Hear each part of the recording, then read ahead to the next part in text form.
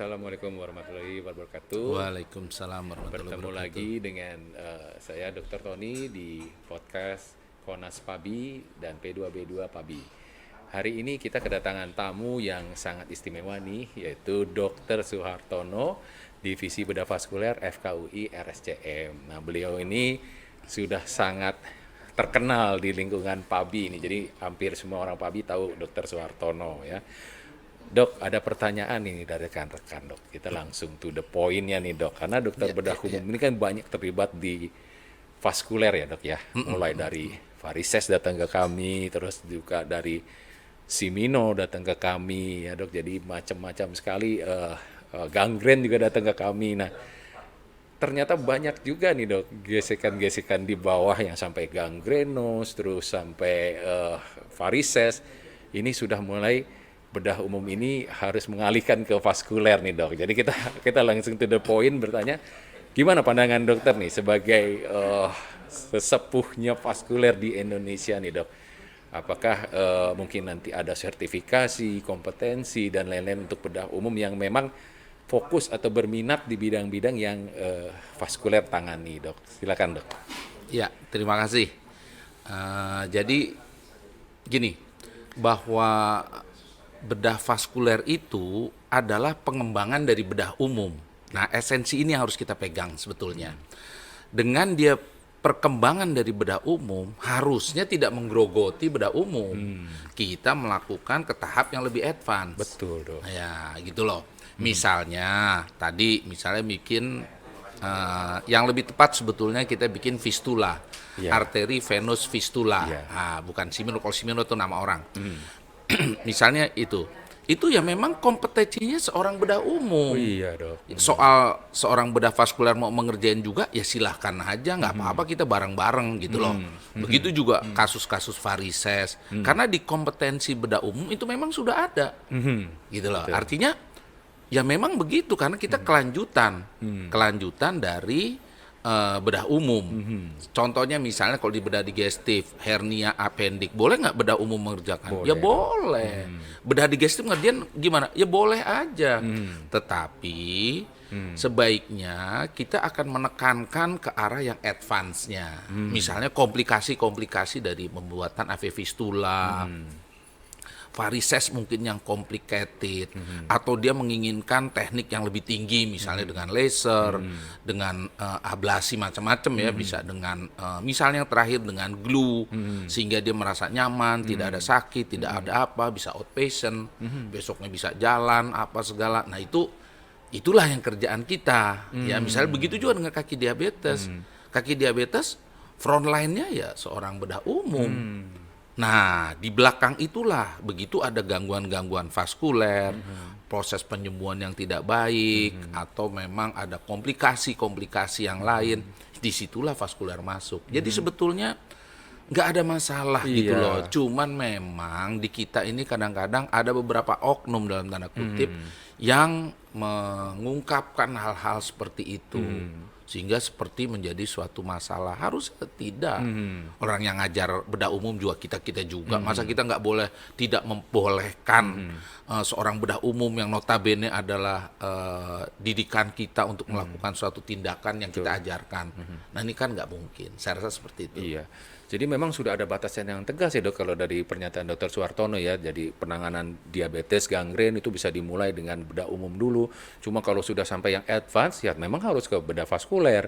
Begitu juga seperti varises, kalau cuma kita lakukan stripping seperti itu yang dengan menggunakan alat konvensional mungkin masih menjadi kewenangan dari bedah umum. Tapi kalau begitu udah menggunakan laser dan lain-lain mungkin ya harus ada perhatian khusus dari bedah vaskuler. Mungkin bekerja sama atau dengan supervisi dan lain-lain dok. Nah mungkin kalau untuk pesan-pesan dokter nih untuk bedah umum bagaimana agar tidak terjadi masalah-masalah yang harusnya tidak terjadi bila ditangani oleh dokter bedah vaskuler. Karena kadang-kadang kan apalagi di kota besar ya dok, masyarakat itu udah langsung ke bagiannya dok. Misalnya, saya mau ke digestif, mau ke vaskuler, mau ke bedah anak. Nah jadi bedah umum ini udah mulai semakin tertutup kan dok kalau di kota besar. Nah, mungkin ada bedah umum yang memang mempunyai ketertarikan atau seminat di bidang vaskuler, tapi memang belum mengambil spesialis bedah vaskuler. Mungkin dia ada yang memang sampai varises ini kan juga sampai ditangani dokter bedah jantung nih dok sekarang nih. Sampai dokter bedah jantung ikutan main varises nih. Padahal mungkin saya juga nggak tahu bagaimana perambahan ini jadi meluas kan. Lebih baik kita bedah umum ini bisa mendalami varises sehingga masih bisa satu ilmu lah gitu penanganannya. Ya silakan. Ya. Jadi kembali lagi bahwa vaskuler ini adalah pengembangan dari bedah umum. Artinya seorang bedah umum yang mau berkembang, ayo belajar vaskuler. Itu loh. Satu itu. Tadi bagaimana sih bedah umum di kota besar? Memang ini suatu kondisi yang nggak bisa kita cegah lagi. Asuransi menginginkan langsung ke subspesialis atau ke spesialis yang lebih khusus lagi. Begitu juga direktur dari rumah sakit ya dengan komite mediknya menekankan bahwa yang begini harus ditanganin sama ini aja langsung karena mereka menginginkan outcome yang bagus. Artinya seorang bedah umum itu harus juga berpikir sama, harus memberikan outcome yang terbaik buat pasien. Nggak bisa sesuai dengan keahlian saya sampai di sini ya di sini. Kalau seperti itu, dia cocoknya ada di daerah nanti, bukan di suatu kota besar yang pasien mempunyai pilihan dengan ahli-ahli yang lain. Nah, kalau gimana seorang bedah umum ingin mengembangkan, ya belajar vaskuler, artinya sekolah lagi. Memang kalau untuk pelatihan-pelatihan saat ini kita tidak menempatkan pelatihan-pelatihan ini untuk orang-orang yang di kota besar. Mungkin kalau misalnya ada di satu daerah, ya bedah vaskuler belum ada, bedah umumnya ingin, tapi dia males lah kalau sekolah terlalu lama. Nah, disitulah mungkin ada velo-velo tertentu yang bisa kita taruh di daerah tertentu sehingga dia bisa berkembang di situ dengan fasilitas yang ya kalau dibilang vaskuler juga belum, tapi bedah umum dia harus minta lebih. Nah, itulah di tengah-tengah itulah velo bergerak gitu. Artinya kalau begitu di situ ada seorang bedah vaskuler, dia harus kembali apakah akan menjadi seorang bedah vaskuler, artinya melanjutkan lagi velonya menjadi subspesialis, atau oke lah saya waktu saat ini udah mengerjakan bedah umum aja. Saya rasa pekerjaan bedah umum juga bukannya sedikit gitu loh. Banyak apalagi di daerah pasti masih banyak. Saya rasa seperti itu. Iya dok, jadi memang ini sudah tuntutan ya dok, jadi bukan hanya kompetensi saja, jadi memang masyarakat sudah bisa memilih, direktur rumah sakit bisa memilih, bahkan BPJS dan asuransi bisa memilih dok. Jadi ada beberapa BPJS juga tidak semua itu harus dilakukan oleh sub yang langsung level yang tertinggi. Nah ini bukan yang kita tidak bisa cegah sebagai seorang dokter umum. Jadi seorang dokter bedah umum yang mau eksis di kota-kota besar memang harus upgrade ya dok ya. Betul. Harus lebih upgrade baik itu keseminatan dengan workshop, sertifikasi, juga harus dekat dengan keilmuan, dengan organisasi ya dok ya, harus juga dekat. Sebetulnya ada satu hal yang harus kita ingatkan bahwa workshop itu tidak mengeluarkan kompetensi. Ini yang paling penting. Yang mengeluarkan kompetensi itu adalah kolegium. Workshop itu nggak mengeluarkan kompetensi. Dia hanya mengulang keahlian, kompetensi yang sudah ada di dalam kolegium untuk diperdalam lagi. Kompetensinya sendiri sudah ada di dalam sertifikat kompetensi kita. Seperti penanganan hemoroid, penanganan varises, penanganan fistula, sudah ada di dalam kompetensi. Tapi di dalam pendidikan mungkin dia merasa belum ahli, disitulah dia ikut workshop, memperbaiki lagi, memperbarui yang sudah ada gitu loh. Bukan berarti kalau mau mengerjakan itu harus ada sertifikat workshopnya, enggak. Itu yang persepsi yang salah menurut saya. Ya, jadi diluruskan kembali bahwa memang kompetensinya sudah diberikan ya seperti hemoroid dengan menggunakan alat-alat atau varises mungkin menggunakan teknologi yang baru atau teknik-teknik lain itu sebenarnya hanya penambahan ya dok ya tentang mengulang lagi ya. Jadi bukan memberikan kompetensi baru, hanya menggunakan alat-alat yang berbeda. Nah dok, untuk acara PABI kali ini yang ada di Jakarta ini dok, bagaimana dok? Mungkin ada masukan atau ada kritik, ada saran, silakan dok kalau bisa diberikan supaya pengembangan kita ke depan PABI Jaya akan lebih maju lagi, akan lebih solid lagi, akan lebih bisa berkarya di masa-masa depan dok. Ya, masukan saya sebetulnya simple aja. Mindset kita saat ini selalu terkukung dengan BPJS. Jadi setiap tindakan-tindakan kita seolah-olah harus sesuai dengan BPJS. Betul. Harusnya kita orang profesi tidak seperti itu. Kita harus one step ahead. Kita harus melihat ke depan.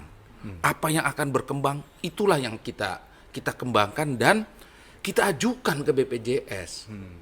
Sekarang kalau ahli bedah di Indonesia sibuk aja ngurusin BPJS, akibatnya apa?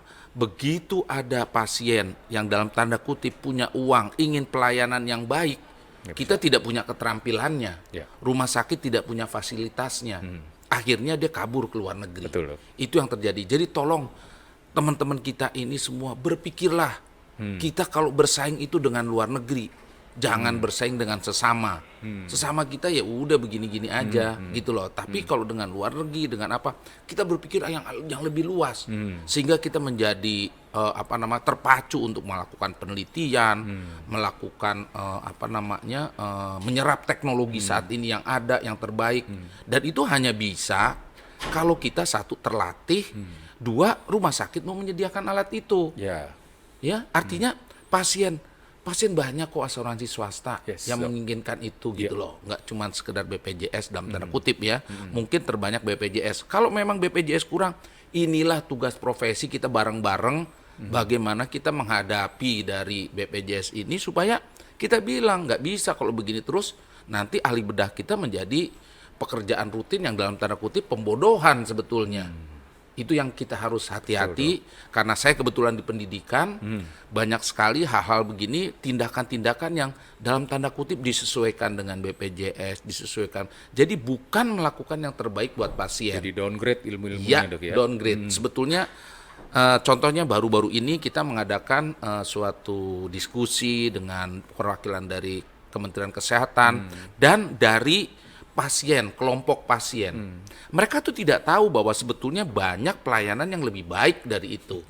Cuman karena nggak ada informasi ya mereka merasa cuci darah begini-begini aja ya udah bagus ini. Padahal banyak sekali yang kita kerjakan ini masih di bawah standar. Itu yang harus kita lihat sebagai seorang ahli bedah, sebagai seorang profesional. Kita harus melakukan pelayanan terbaik dengan melihat ke depan. Jangan melihat ke belakang aja. Saya rasa itu. Jangan masukan buat PABI nanti supaya ke depan lebih maju lagi. Jadi dokter bedah umum ini harus mempersenjatai diri dengan lengkap. Jangan sampai nanti kita hanya melayani BPJS, pasien asuransi atau orang yang mempunyai uang malah ke Penang atau ke tempat-tempat lain ya Dok ya. Jadi kita cuma melayani pasien yang biasa. Orang-orang yang mampu, yang mempunyai asuransi atau dana-dana akhirnya nggak mau ke kita karena saya biasanya ngerjainnya yang BPJS gitu ya. Benar juga. Jadi harus tetap gini, bukan pelayanan kita nggak baik untuk BPJS, bukan, tetapi untuk yang lebih baik jangan sampai diambil orang lain. Iya, betul dong. Gitu loh. Yang notabene dalam tanda kutip dia mampu membayar, membuat rumah sakit mampu berinvestasi untuk alat-alatnya untuk kemajuan pelayanan kita. Iya, Dok. Ya. Gitu. Jadi itu pesan yang sangat harus kita perhatikan ya dari Dr. Suartono. Jadi jangan hanya terpaku pada BPJS sehingga kita merupakan advance teknologi, advance knowledge yang sudah berkembang sampai saat ini dan bahkan di luar negeri dicari oleh pasien-pasien di Indonesia. Dan nanti kita akan tidak bisa mengembangkan medical tourism lagi di Indonesia. Baik, terima kasih Dr. Suartono atas waktunya dan atas kedatangannya di podcast PABI ini. Semoga dokter ahli bedah umum dan subspesialis akan selalu harmonis dan bisa bekerja sama dengan baik dan tetap sukses di masa depan. Terima kasih, Dok. Terima kasih.